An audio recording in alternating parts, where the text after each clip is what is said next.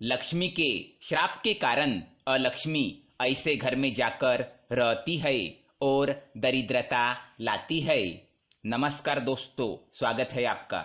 माँ लक्ष्मी की बहन अलक्ष्मी उनसे कहती है कि मैं इन 4 मनुष्यों के घर में जाकर निवास करूंगी। हम सभी जानते हैं कि माँ लक्ष्मी धन, वैभव, सुख और कीर्ति की देवी है। उनका वास हर घर के लिए सुखकारी होता है। किंतु क्या आप उनकी बड़ी बहन अलक्ष्मी जी के बारे में जानते हैं? वो कहाँ निवास करती है? उनके आगमन से क्या होता है? आज हम आपको माता लक्ष्मी जी की बड़ी बहन, जिन्हें ज्येष्ठा भी कहा जाता है, उनके बारे में बताने जा रहे हैं। इसलिए आप इस वीडियो को अंत तक जरूर देखें। अगर आपको वीडियो पसंद आए तो इसे लाइक कर दे, साथ ही चैनल को सब्सक्राइब करें ताकि ऐसे ही जानकारी वाले वीडियो आप देख सके। ये तो आप सभी जानते हैं कि समुद्र मंथन के समय सबसे पहले हलाहल नामक विष की उत्पत्ति हुई थी, उसके बाद अमृत की। तो हलाहल के बाहर आने के साथ उनकी एक बूंद से अलक्ष्मी जी की उत्पत्ति हुई और इसके बाद माँ लक्ष्मी की उत्पत्ति हुई।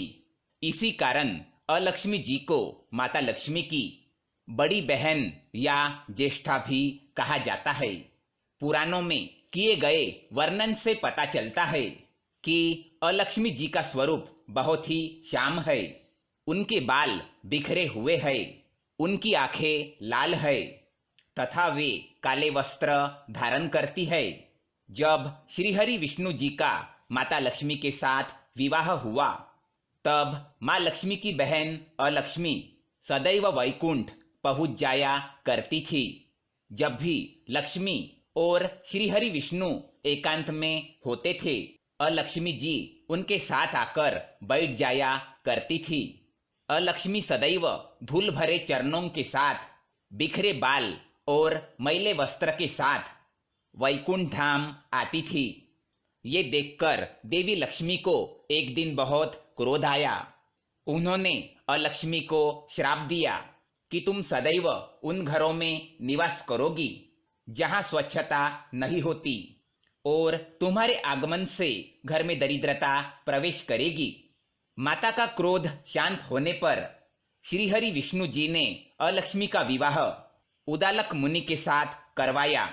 उदालक मुनि अलक्ष्मी जी को अपने साथ आश्रम ले गए, जहां पर यज्ञ, धूप दीप, मंत्र, ध्यान जैसे कार्य संपन्न किए जा रहे थे।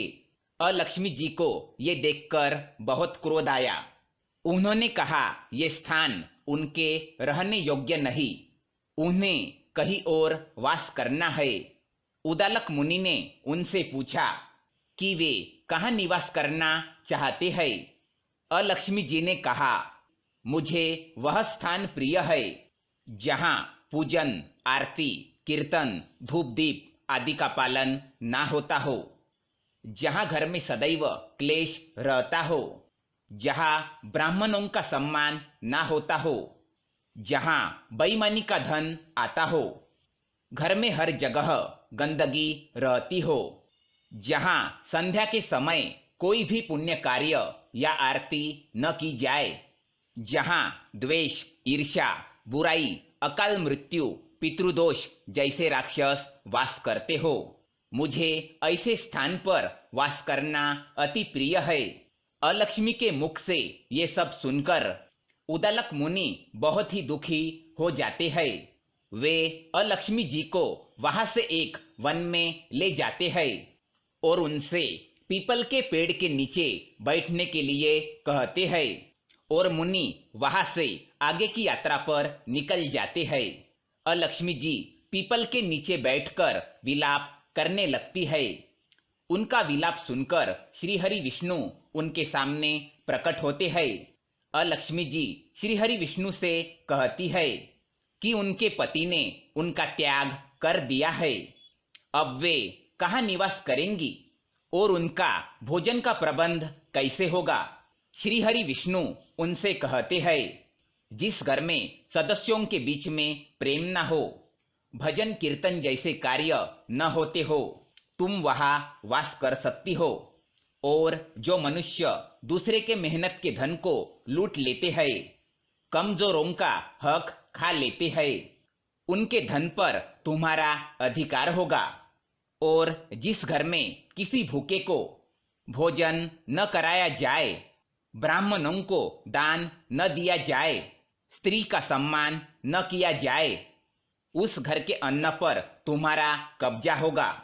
श्री हरि विष्णु उनसे कहते हैं, पर तुम उन घरों में प्रवेश नहीं कर सकती जहां भक्ति की गंगा बहती हो, जिन घरों में सदैव स्वच्छता, नियम और पुण्य कार्य किए जाते हो, जिन घरों की स्त्रियां सदैव मां अन्नपूर्णा का सम्मान करती हो, जहां ब्राह्मण भूखे और पशुओं सहित सभी को भोजन प्राप्त होता हो, जिन घरों में यज्ञ, कीर्तन, श्रद्धा, सत्संग और प्रेम का निवास हो, उन घरों में तुम्हारा जाना वर्जित होगा।